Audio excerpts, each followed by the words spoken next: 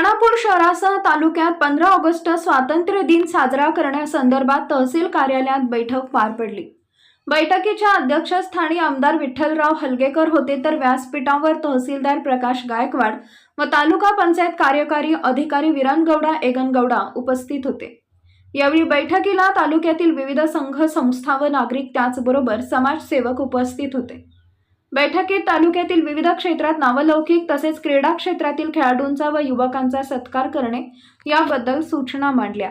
तसेच सांस्कृतिक कार्यक्रमाचे आयोजन करण्यात यावे अशी सूचनाही करण्यात आली। यावेळी आमदार विठ्ठलराव हलगेकर म्हणाले की स्वातंत्र्य दिन हा राष्ट्रीय सण आहे, त्यामुळे सर्व नागरिकांनी उत्सवात सहभागी होणे गरजेचे आहे। तसेच मान्यवरांचा सत्कार होणार आहे। तहसीलदार प्रकाश गायकवाड म्हणाले की स्वातंत्र्य दिनादिवशी महात्मा गांधीजींच्या फोटोंबरोबरच डॉक्टर बाबासाहेब आंबेडकरांच्या फोटोचं पूजन करणं महत्त्वाचं आहे। शहरासह तालुक्यात प्लास्टिक ध्वजावर बंदी आहे, तेव्हा नगरपंचायतीच्या अधिकाऱ्यांनी व ग्रामपंचायतीच्या अधिकाऱ्यांनी या आदेशाचं पालन करावं असं सांगितलंय। बैठकीला सामाजिक कार्यकर्ते रवी काडगे, NC तलवार, मल्लेश पोळ, यशवंत बिर्जे, प्रकाश पाटील, जयंत तिनईकर, नगरसेविका मेघा कुंदरगी, राजकीय पक्षाचे पदाधिकारी व तालुका अधिकारी तसेच विविध संघाचे कार्यकर्ते उपस्थित होते। त्याचबरोबर सुशोभीकरण म्हणजे स्वच्छता आम्ही पूर्ण गाव स्वच्छ करणार नाही।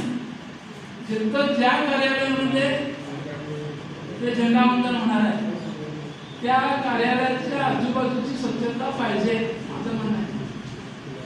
लक्षात आलं तर आम्ही आता इथं झेंडावंदन करणार आणि इकडे घालणार ते तुम्ही कुठं ज्या ठिकाणी तुम्ही झेंडावंदन करता, आता कुठलंही कार्यालय असेल, PWD कार्यालय आहे, उदाहरण घ्या, तुमचं सगळी त्या ठिकाणी आजूबाजूची स्वच्छता पाहिजे। फक्त समोर सोबत करून नका। लक्षात आलं पाठीमागे सगळं स्वच्छ पाहिजे। एक निमित्त हो, बरोबर आहे की नाही, एक निमित्त आणि त्याच्यातून जी आपणाला जे काम करताना पॉझिटिव्ह ऊर्जा येते ती त्याच्यामध्ये आहे। ती पॉझिटिव्ह ऊर्जा आमच्या सणाच्या निमित्त करा, काय 10 रुपये खर्च एक्स्ट्रा होतील, परंतु ते स्वच्छ करा, या निमित्तानं करा असं मी प्रत्येक ऑफिस कार्यालयाला सांगतो। अधिक कोण संस्था असेल तर त्यांनी करतातच, ते आपण ह्या दिवशी करा असं विनंती करून